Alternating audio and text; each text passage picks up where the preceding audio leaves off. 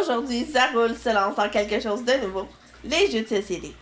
Comme vous pouvez le voir, nous sommes bien équipés en jeux de tous les genres, passant d'Axis and Ally, un jeu pour les chums endurcis qui aiment jouer à des jeux de guerre pendant des jours, jusqu'au Monopoly et Risque, des jeux familiales que tout le monde possède dans leur garde-robe.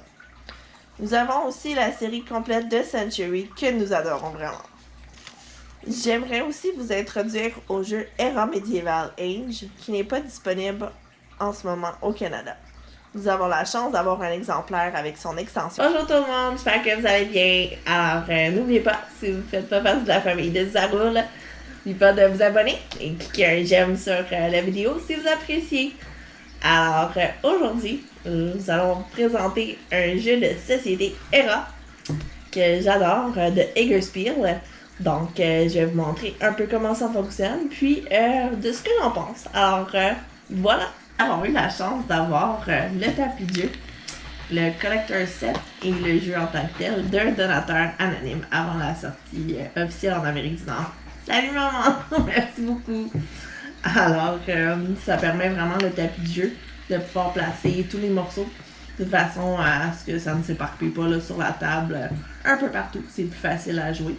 Puis avec des pièces en plus que nous allons vous expliquer dans quelques instants. Vous pouvez voir, il y a des emplacements pour placer les murs, les dés et les divers buildings.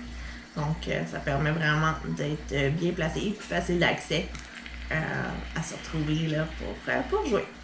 Alors maintenant, faire un petit tour de magie et faire apparaître toutes les pièces sur le board. Donc pourquoi le tapis de jeu est très pratique pour séparer les divers buildings, parce que le but du jeu est de construire une ville, puis une fois qu'un dit building est terminé, puis il n'y a plus de pièces, on retourne un jeton, puis une fois que les 3 jetons sont retournés, la partie est terminée. Collector 7 ajoute 2 nouveaux buildings et 3 nouveaux dés aux dés de base.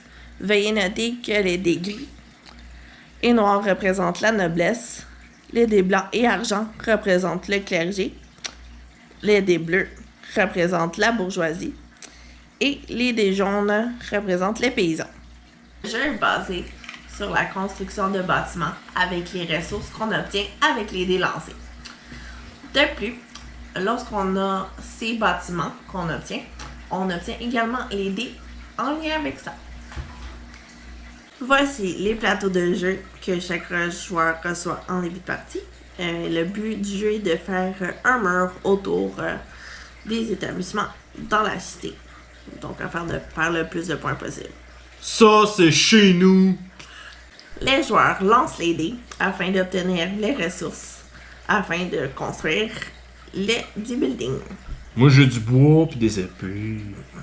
Voici le panneau du joueur qui indique aussi le nombre de ressources nécessaires pour faire la construction de chaque building. Donc, avec les ressources, on peut construire les 10 buildings. Moi, j'ai fait un mur puis il y a une petite moulin à bois. Et à mesure que les joueurs construisent des buildings, ils obtiennent des nouveaux dés qui permettent de construire de nouvelles ressources. Également une phase d'attaque, donc celui qui obtient le plus grand nombre d'épées peut prendre une ressource de l'autre joueur si l'autre joueur accepte, sinon il prend un point de catastrophe. Fait que là, tu veux quoi, là? Là, je veux un bois. Oh, ton. Et notez que plus la partie avance et plus il est important de fermer un mur pour avoir le plus de points possible. Et puis, remarquez que plus il y a de dés, plus il y a de... C'est important parce qu'il y a de gens à nourrir, donc c'est attention de faire attention aux ressources. Une fois qu'il y a 3 types de bâtiments qui sont épuisés, on arrive à la fin de la partie. Donc, on compte les pointages, puis chaque building qui sont à l'intérieur des murs compte pour le double de points. Et en plus, tous les points sont bien marqués sur le petit panneau indiquant que c'est moi qui ai encore gagné. Ouais, on va dire.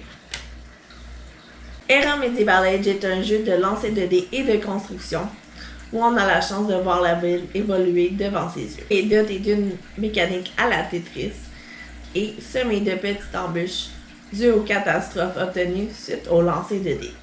Le jeu vous permet aussi, grâce à sa dynamique de relancer les dés, de prendre différents virages. Serez-vous pour vous munir d'une armée de dés où il faudra les nourrir à tous les tours, ou opterez-vous pour les bâtiments les plus payants, avec des effets intéressants?